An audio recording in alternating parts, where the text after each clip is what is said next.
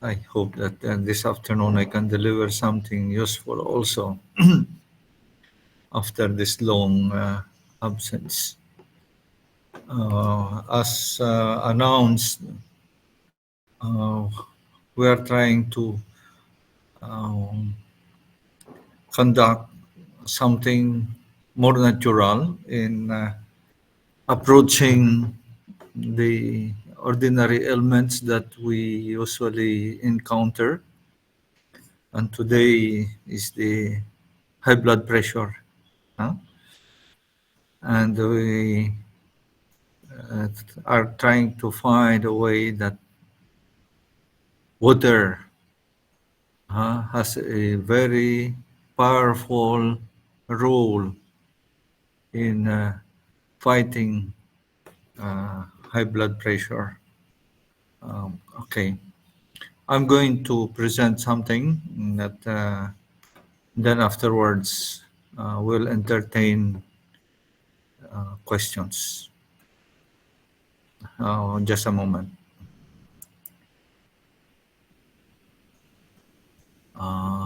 Entire screen is share. Does it change? All right. Okay. Okay. So yeah, yeah, yeah. Okay. So yeah, many things. Can you hear me? Also, the audio is okay. Yes po. Okay. So many things can trigger high blood. And this afternoon, our effort is to go as natural as possible to manage our health. No, I don't say that medicines are not good. No, in fact, I am also taking medicines, but there are things that can help us reduce, no, our medication woes. Okay, this one comes out. Yes po. Okay, so what are these many things? All forms of stress. Stress dehydrates the person first. Whatever stress, good or bad stress, dehydrates the person. Huh?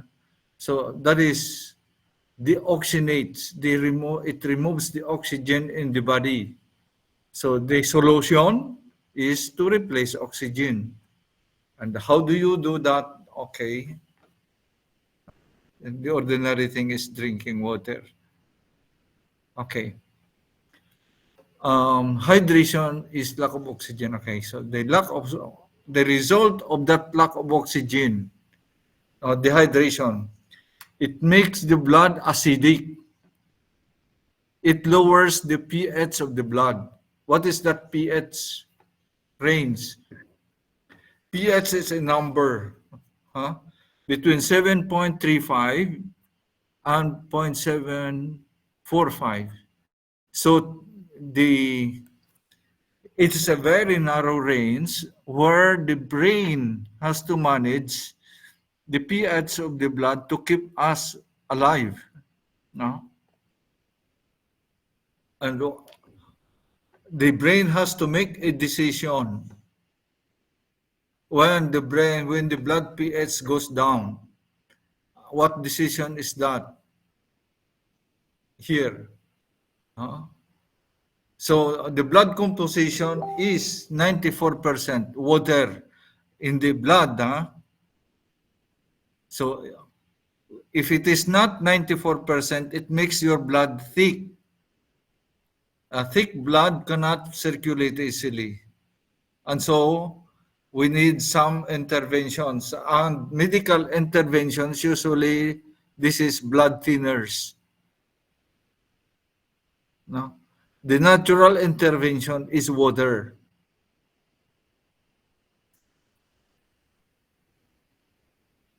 I am still on the screen. Okay. Yes po. Thick blood woes, mga problema ng thick blood. Thick blood demands more pressure to pump oxygen to the heart, causing the diastolic to rise. What's that diastolic? That over 90. That 90 is the diastolic. What is the meaning of that number? The rest moment of the heart. No? So the higher that number, that means the shorter is the rest moment of the heart. And hapo, yan hapo. No? So your heart is not resting. Okay. The desired BP is 120/80. 80 is the diastolic. Okay, that means that's the acceptable moment, no, or number for the heart rest or between pumping, no, the moment for the heart to rest. Thick blood compromises the diastolic, so hapo, no, and your choice is medicate or hydrate. Yeah. How to make good blood flow? We have to make the effort to make the blood thin naturally. And that is by drinking water. No way, no other way. No? Medically, yes, that's the blood thinner. But they have other side effects. Lowering the diastolic naturally. Okay. Aside from water, there is slow, deep breathing. That number, you will find it also in the internet. 478. What is that?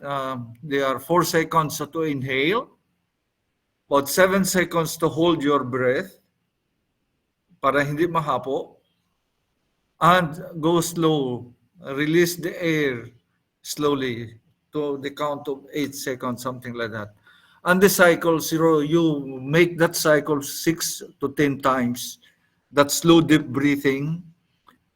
You are forcing the heart to rest, to slow down, to control your hapo.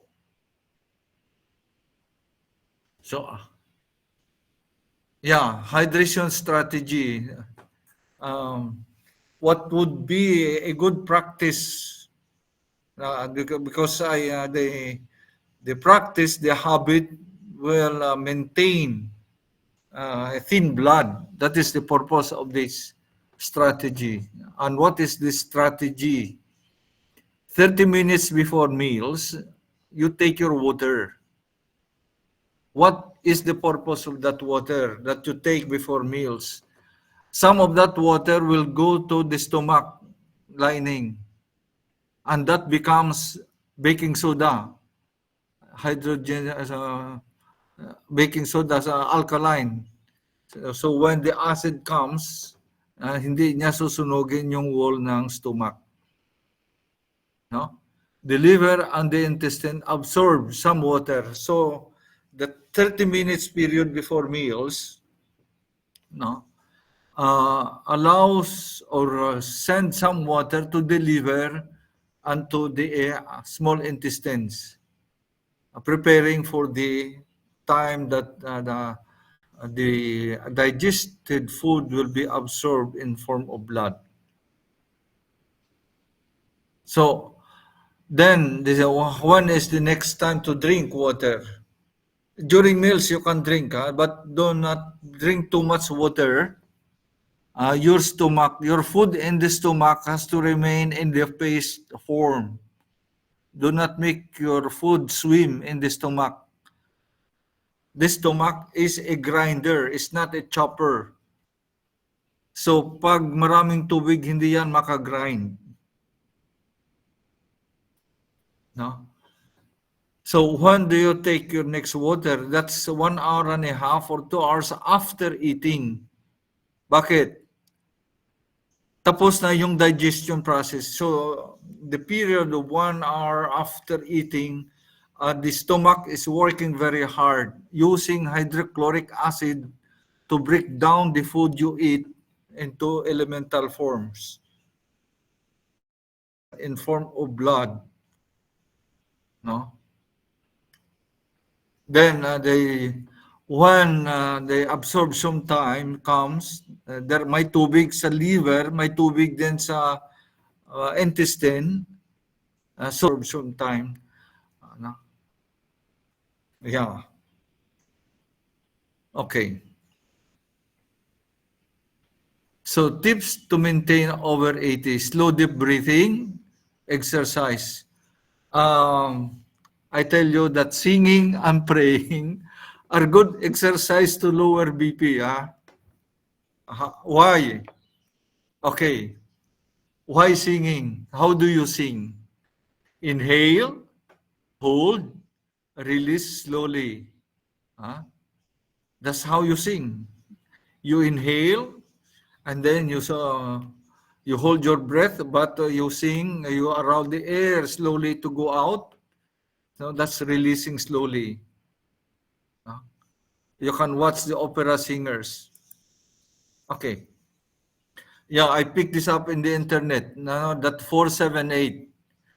It's calming breathing exercise. Actually, if you do this also just before sleeping, when you go to rest, to lie on your bed, and you start this 478 exercise, ang bilis mo makatulog. So, subukan nyo. Yeah. Okay.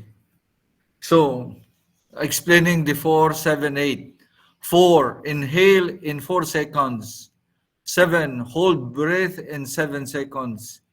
8, exhale in 8 seconds. Like whistling. When you release the air, like blowing. Here is the example. You see the person whistling? Okay. So like whistling, it can prevent even that action mobilizes the muscles in the face, in the throat, like that. And that prevents even Bell palsy. Okay. That holding the breath and releasing it slowly, it expands the lung, and your lung capacity little by little with that exercise makes it possible to hold more oxygen. And that is a very important thing. Like the swimmers. The swimmers are, you see, ang kaha nila malaki, the breast becomes very big, no? The swimmers. Why? Because they inhale, hold their breath, and paddle themselves, no? While they hold their breath. That action, that holding the oxygen in the lungs, is a very big help to health. So that 478 is a very important thing. This the lion cell. If you are watching sometimes a reality show in the wild, the lions, while they relaxes, they make a big ha, no? Ha. Actually, that ha, laughter is the best medicine. Did you encounter that? I think you heard that. We read that so many times before in the Reader's Digest. No, laughter is the best medicine. It is very beneficial to the colon. It stimulates the colon and moves the content of the colon also. No? So laughing is a good exercise. Okay. So thin blood through hydration. Okay, here is how much water now. How much water to take. Okay. Batman Gila is recommending this. Half your body weight in ounces. What's that half body? No. Suppose you weigh 150 pounds. One half of that is 75. That's the 75 ounces of water. We do not understand so much. We cannot imagine that 75 ounces. So you divide that 75 ounces by 30 to get the liters. So that 150 pounds weight needs 2.5 liters minimum yan, minimum. 2.5 liters of water every day, no? To digest your food, to clean your body, to provide oxygen to the cells. That's your minimum. Pero itong mainit na panahon, you have to compensate that with at least half or 1 more liter. No? So, if you are 150 pounds, that's about 70 kilos. So 70 kilos, more or less, will demand 2.5 liters of water a day. So you can imagine how much you need if you know your weight. It's very important to know your weight so you know how much water to take. Thin blood rewards, no headache. Yeah. When you have high blood, you have headache. So office work policy, take a break every 2 hours. That is what I do. No, you have to move. You have to move. You cannot remain seated and keep your blood stagnant. But make your own without compromising due time or office time. You have to find your way to make your blood flow. Actually, when you take alkaline water, even without moving, it will move your blood faster. The alkaline water is negatively charged, and your pH, your blood pH is slightly negative. Is slightly negative. Negative with negative, it will push your blood, red blood cells. Now it will,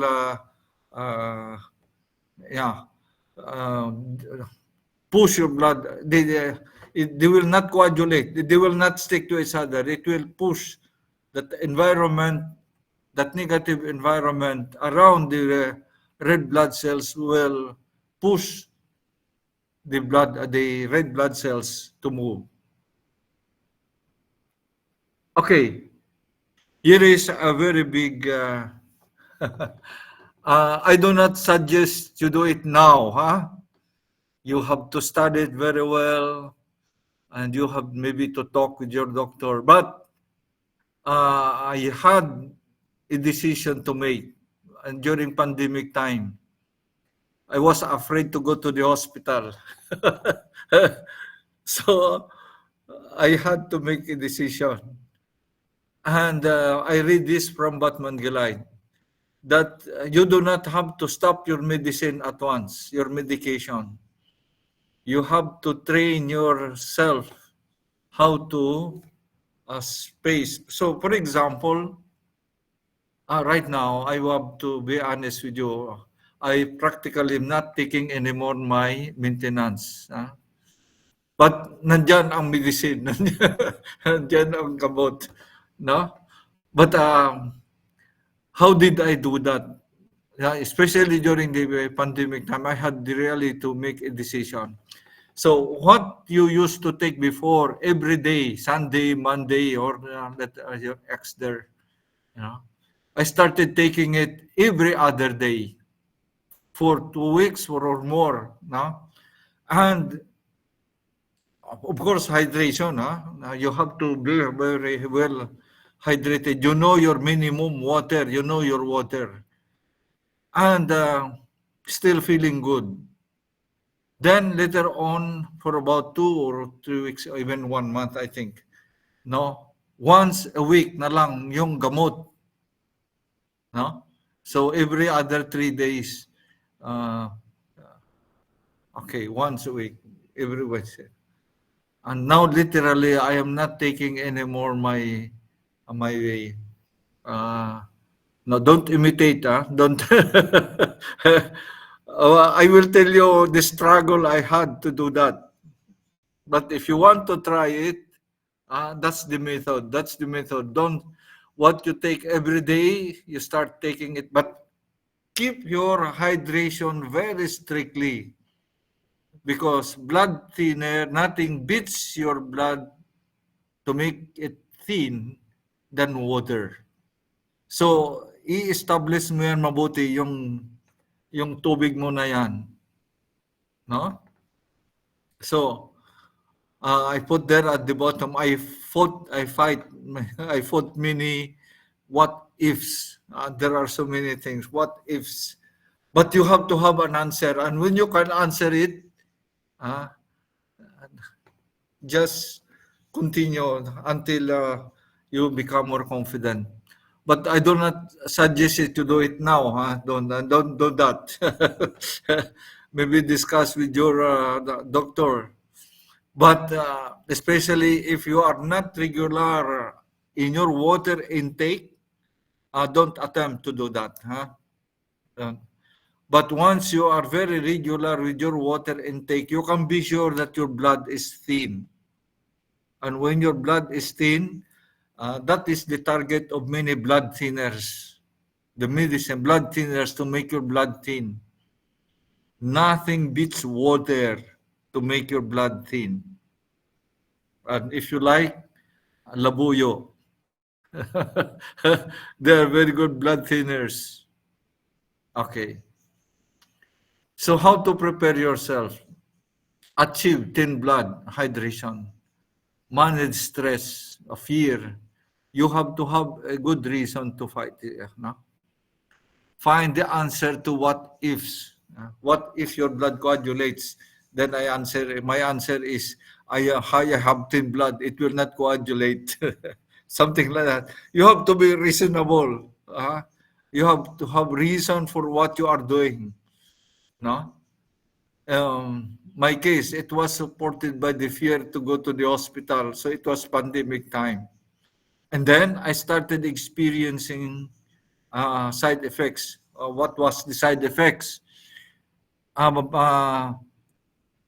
Pins and needles on the shin, on the legs. And when I checked one of the medicine, it was the side effect. So I had to stop it and make my water intake really very strong. And with the alkaline, with the enzyme. And up to now, I have practically overcome the pins and needles. No? Yeah. So, medicines have their side effects, but you have to know your medicines, and the side effects that they could bring about. And when you start experiencing that, start talking with your doctor. No? But I tell you that that water as blood thinner is a very positive experience on my side. There is a line there at the bottom. Naka-standby yung purchase ng maintenance. No? Yeah, sometimes when I travel and anxiety becomes almost panic attack, I take it. But it's not anymore every day. But I am not suggesting it, you do it until you discuss with your doctor. You be sure that you are really well hydrated, because that's the guarantee for blood thinning, that your blood is not thick. Okay. So, know what the medicine is for. Example, blood thinner. What's the blood thinner you are talking? Ano ang tina-target niya? No? Yeah. So if it is, there is a blood thinner preventing platelet to coagulate, yung red blood cells will coagulate, no? kung mas marami ang positive charge, kung mas maraming acid.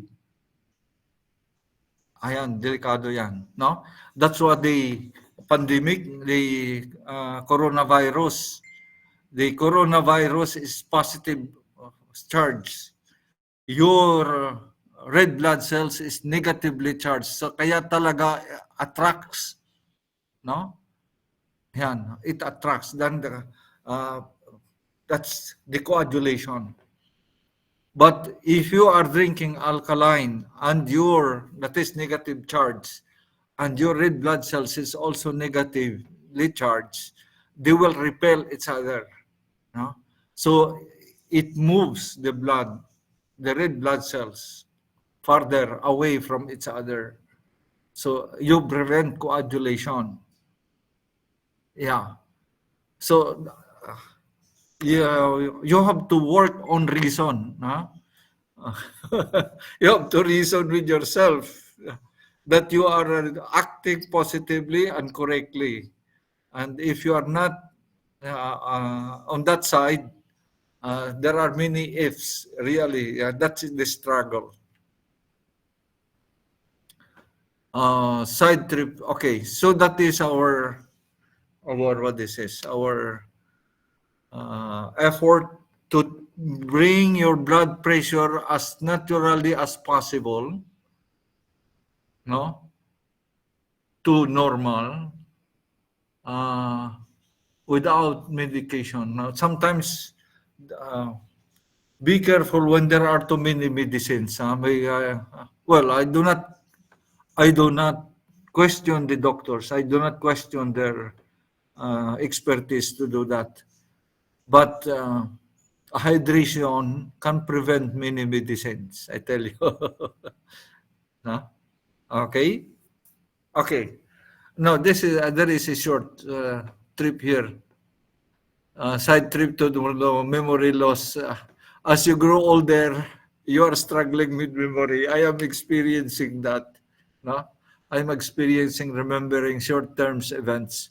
No? Typical is I put my keys down and I do not know where it is. No? My solution is tie the keys to my belt. But there are other things that are make a habit.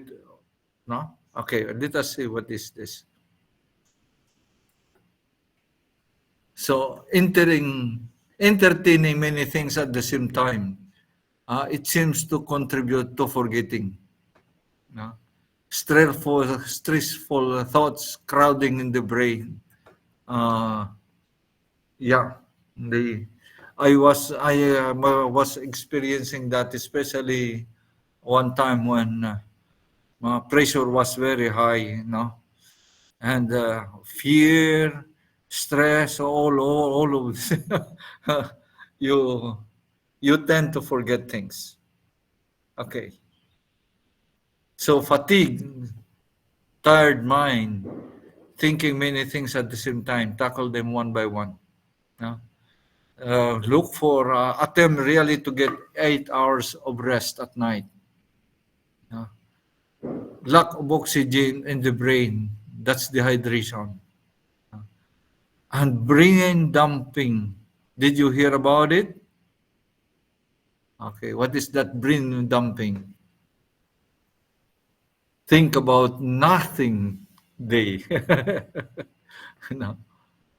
Take a break. Stop. Do not wait for nature to stop you. No?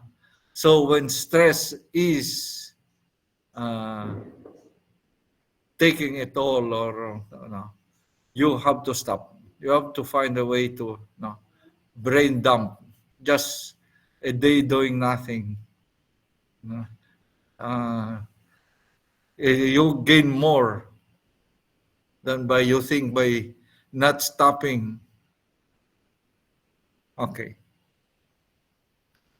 Here is a plus. I said it the other day in the group chat. A plus to your hydration. Huh? C. Did you see this? Okay, I will play this one. Hot water. After 3 minutes of exposure, this is 100 milligrams of water. That's you have a reading of 7.58. So that's the start. Let's pH. put 3 drops of incense. One, This is commercial for the for the drops. 3. 3 drops. Look how the electricity runs. The pH level. He did not even stir the water. Huh?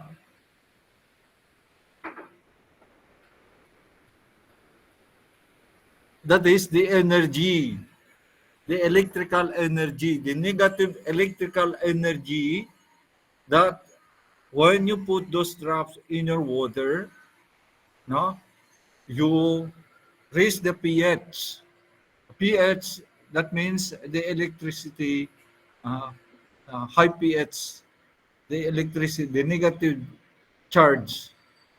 And that negative electrical charge, if you, those who are in the my chat group na may explanation ako dyan, no? That is the negative electrical energy of oxygen. My theory about that is the energy that uh, is the platform to prepare healing. Okay, I'll explain that better. I will explain that. Uh, Siya yung energy, no? Na okay, I will demonstrate it like this. The effect of that. Iron, bakal, no? I-expose mo sa water, ano nangyari? Kalawang. Okay. Kalawang is neither oxygen nor water. It is a third elemental form. My theory on this is this. Oxygen, you expose the infection kasi very effective ang sabon, itong enzyme, to disinfect. Anong disinfect? Anong action nangyayari sa disinfecting? You have acid, you have okay, and alkaline. The moment you no OH negative plus H positive, which is acid, equals H2O. It's water. So that's how you disinfect. Okay. Okay. So that ends the presentation. Stay healthy, hydrate. Next topic, I announce it now. Understanding GERD and its pain. Don't suffer. No, that will be the next topic. GERD and its pain.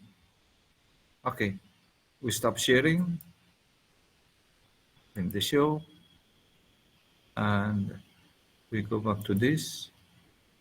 Okay. Good evening again. All right. Then we have some clarification.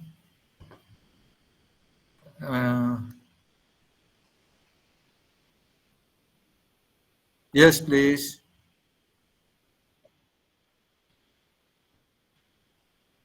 Yes,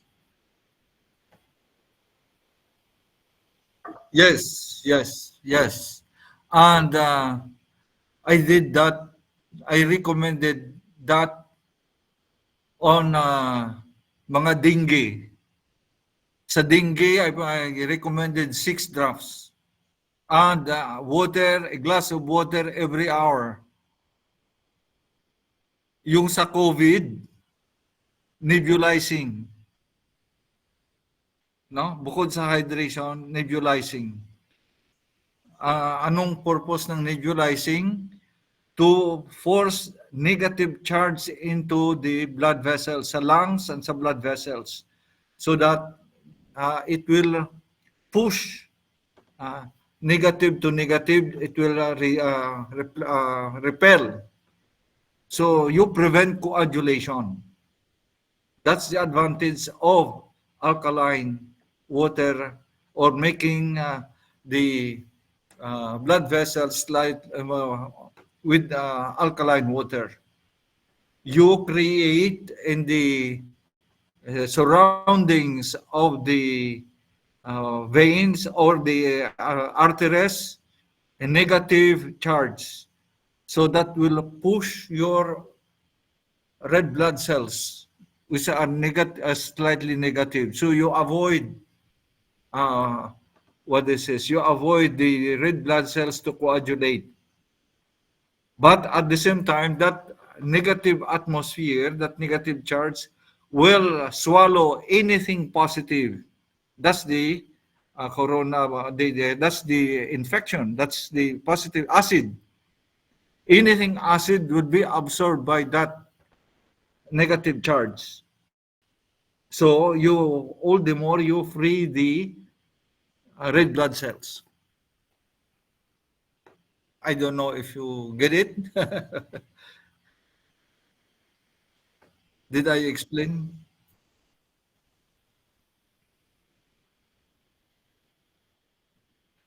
No problem. No, every morning I start my day with that. It's at least 5 drops or more, 6. Yeah, and that without even exercising. I remember I showed the slides by someone who experimented, taking alkaline and taking coffee at the start of the day. The effects in his bloodstream. I don't know if I can still find that. Maybe I will look for it again. But he purposely demonstrated it like that. Taking coffee and check his blood movement. Taking alkaline, and he showed how his red blood cells were moving. No? So, basta ang principle is like charges repel. No? But opposite charges attract. So, the negative atmosphere will absorb the positive infection, the acid, or neutralize the acid. But the negative charge will release the red blood cells to run freely. I hope I explain it.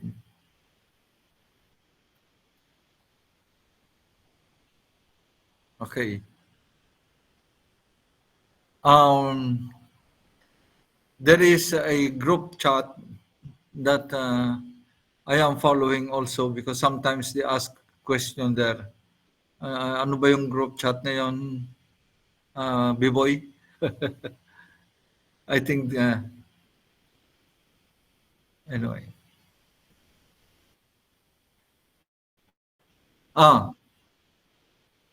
If this, okay. Yeah, there are many people joining that and ask sometimes questions there, and I also answer. Then I answer from there. Yeah, but you can always message me some if you have question. I send also in that group chat how to use Essence, how to use, no. The registered name is Essence. The misnomer is enzyme. Why? Because it behaves like enzyme.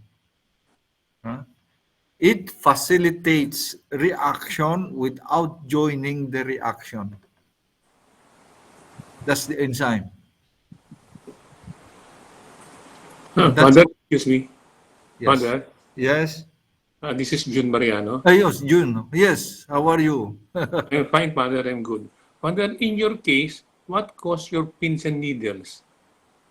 Ah, Medication. I will text you the medicine. I cannot talk it here. Okay, I understand. That, You know, we have to respect the ano. But I I uh, I stopped that medicine really because when I check the side effects, it's Uh-huh. really that. Mm. So I did not talk. I did not actually. I did not talk to the doctor anymore because that was the Okay. pandemic. I did not. I was Okay. afraid to go to the hospital, but I took the Uh, initiative really uh-huh. to stop it and improve my hydration. Okay. Okay. Thank you, Father. I'll text you also. Yeah, okay, okay. Thank you. Thank you. I cannot name the medicine here. Okay, I understand, Father. I understand. Okay. Okay. Thank you.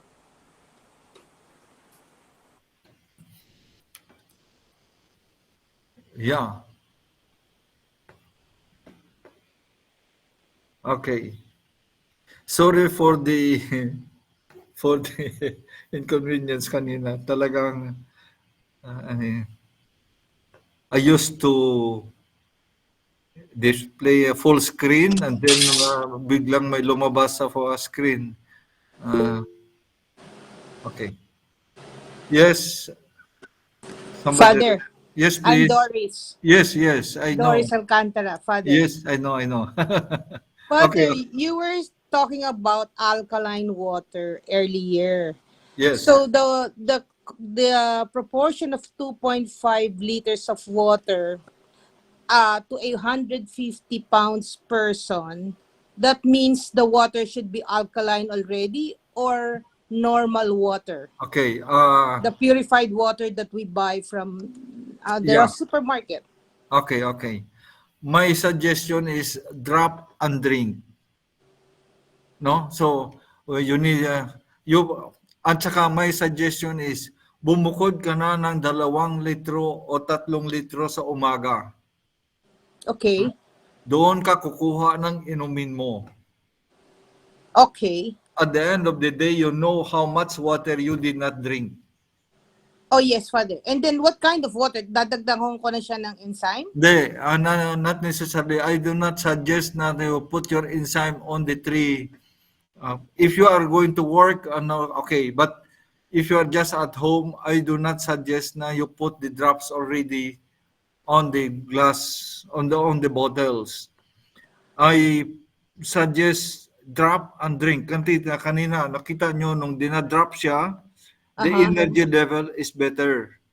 Okay. So every If you time drop that you it in the pour, morning, by the end of the day, the energy goes down. okay, so it means you pour, you at the start of the day, you reserve already a 2.5 liter, Something and then like that. And set then it aside. Every Oo. time you drink, you you take it get from one there. glass, and this is the time you make a drops. Yeah, that's how Okay. that's Okay, understood. that's a better practice. No, the energy level of the water, that negative electrical charge is good, and that is a Okay. good hunter for Okay. acids. Okay, thanks, Father. Clarified. Okay, you're welcome.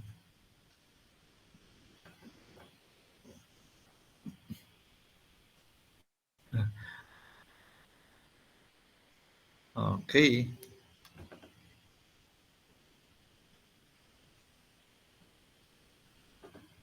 Yeah. I hope this talk can help. About that waning away from your medicine, discuss with your doctor. Don't take the initiative.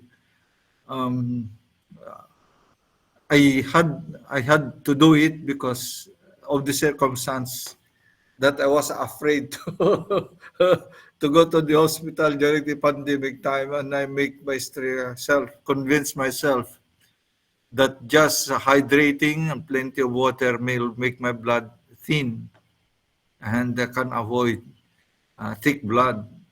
And I think it is working. No? And that's how I did it. No? Every other day, I feel good. So then every other 4 days, no?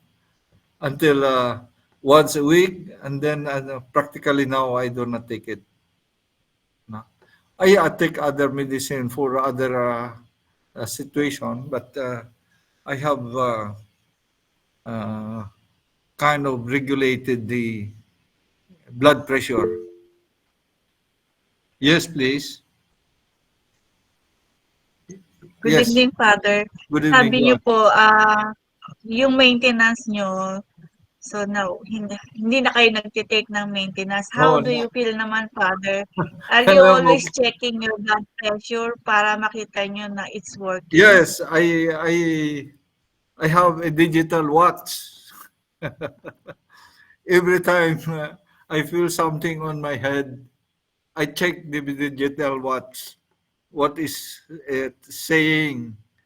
And then when it is above, I mean, when the diastolic is quite high, I start slow deep breathing and water. So the digital watch is helps to kasi may apps siya doon for checking the blood pressure, di ba? Pati ang oxygen level ng katawan, may apps siya doon.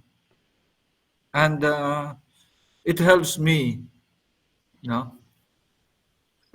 It gives me also confidence that that, that during the day my blood pressure is still okay.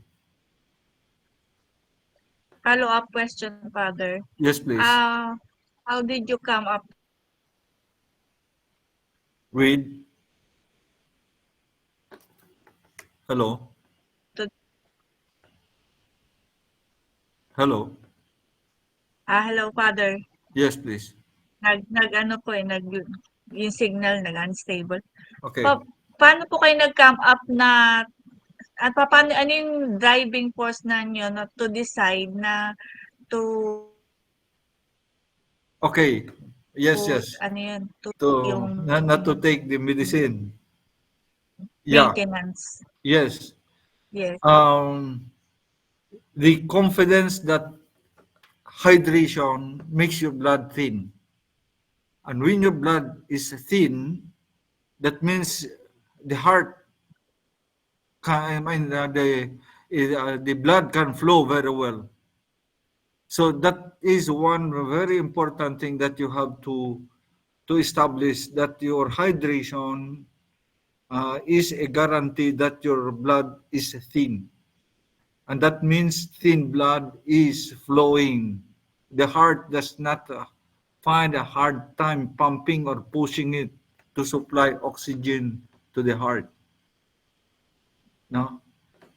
And that is, oh, okay, here is my another another strategy I'm making. From the rising 6 o'clock or no, even 5 o'clock to 9 o'clock in the morning, I should have finished one bottle. Okay? Sometimes nakakalimutan talaga o naiwanan kasi pag may marami kang gagawin. Okay. Then from 9 o'clock to 3 o'clock in the afternoon, you should have finished the second liter, the second bottle. And from 3 o'clock to sleeping time, you should have finished the third liter. O kung ano pang natira dapat. Itong mainit na panahon, please compensate. Please compensate at least half liter more to 1 liter. Growing init. Compensate your minimum water intake by at least half a liter.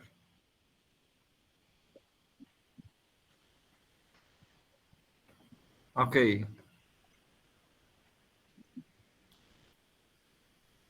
Father, another question. Yes, please. Meron po kasi akong napansin na malakas naman uminom ng tubig pero parang dehydrated pa rin siya Okay. yung Maybe have a complete blood count or something like that. Maaring ang magnesium level or something mababa. Kasi magnesium is helping to facilitate water to enter the cells. Pag mababa yan, maaring marami kang tubig iniinom pero hindi pumapasok sa cells. Maaring mangyari yon, no? So magnesium is good. But pag napansin mo na marami kang tubig iniinom, may problema pa rin yung yung cells, and then have a laboratory.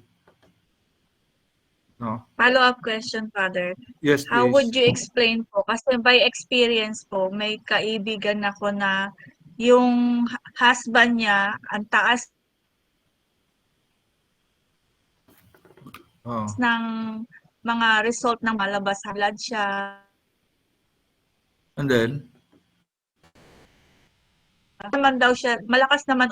Tapos, ang ginawa ng wife, pag umiinom ng tubig, pinapatakan ng alkaline. essence. Oh. Opo. Pagkatapos, hinahaluan pa nila ng Ternate kasi pang low blood pressure po yun, nakakababa. So, naging Yeah. positive yung result, hindi nakakatulog na ng mabuti, maaga ng antukin. Okay. Tapos, yun na, gumanda na yung same dami ng tubig, pero mas nag-improve yung kanyang blood Yeah, because test. that's what actually ang essence is sodium potassium.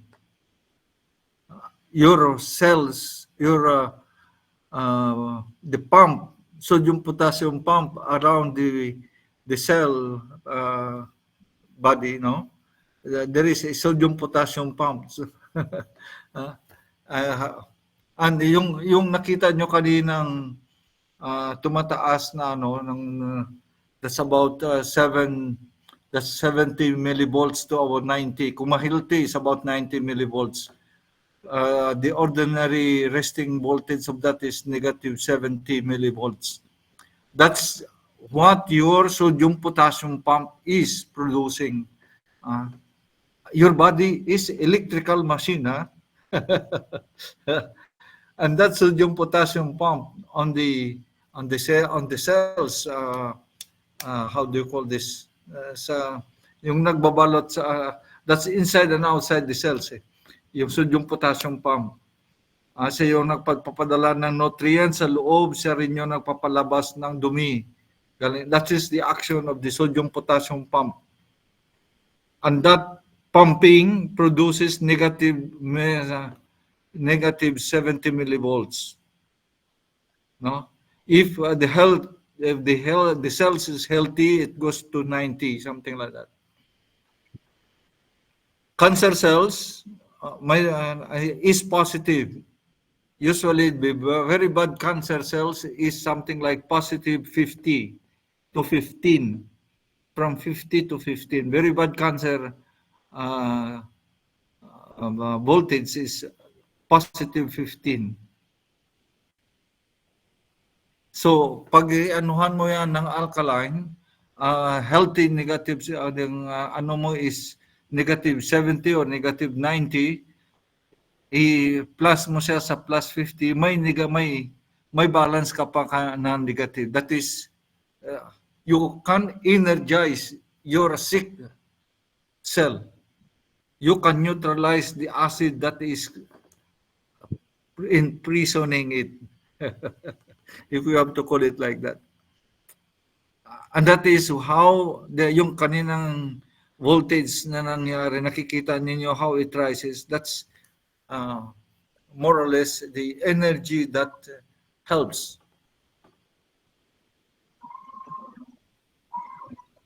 Okay. I hope that this the yeah, taking the alkaline, taking the there are reasons, no? The big three reason why I am posing that is, number one, si Otto Warburg, ang sinasabi niya na cancer cells thrive in low or no oxygen environment. So pag dehydrated ka, you are inviting trouble. And then si A.K. Brewer, ang experiment niya on molecular level, as he was putting the alkaline molecules, alkaline atoms to cancer cells, at pH 8, cancer cells died from between 12 and 36 hours. That is A.K. Brewer. A.K. Brewer. You can search his, nasa internet pa yan. And, pero there was one time na nawala sa internet siya. Anyway, the other, how do you call this? Yeah. The other authority is Feridon, Dr. Feridon Batman-Gilead. In his book, the third edition of Your Body Many Cries for Water, he categorically states that oxygen kills cancer cells. And then, okay, what makes me also courageous in delivering this is today, the oxygen hyperbaric chambers, no? They create rooms with high pressure oxygen inside, and they put people inside to breathe oxygen or expose the wound in that high pressure oxygen, and they experience healing. So we have support. Science is supporting us in that claim of how alkaline water is neutralizing acid. And for Otto Warburg, he says it very well in his work that cancer cells thrive in low or no oxygen environment. And acid is no oxygen environment. So I hope that this talk will help us understand how we face our medication. I am very happy about medicine.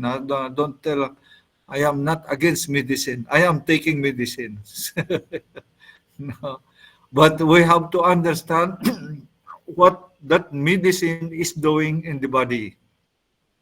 Because there are medicines that are targeting specific operation in the heart, specific operation in the liver, and specific operation in the kidneys. There are medicines like that. So we have to be, we have to understand what we are putting inside our body. No? The doctor helps us, but even sometimes they are guessing that when you start to complain, they will change the medicine. That's why you still have to tell your doctor what is happening to you for them to decipher what's wrong and what could be the alternative approach to neutralize what you are complaining. You have to tell your story to the doctor for them to interpret what could they do. No, they are the experts. No, we have to admit that.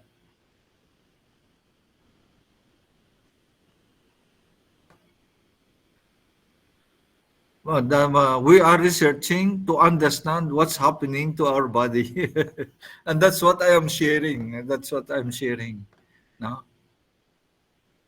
and it is based on science, not on guessing. Okay.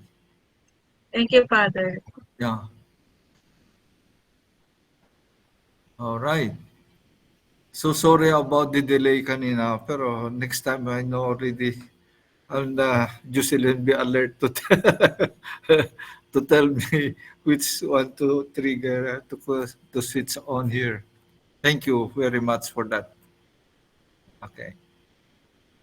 Yes, I hope that we have helped you. And yeah, next time, yes, about GERD. Sometimes that GERD, you think it is a heart attack. Okay, so till next time, if you, unless you have some clarification to make still. Okay. I hold you too long already. Okay. Okay, thank you very much. And see you next time. See you next time. I will try my best every first Saturday, and unless there are events in the school,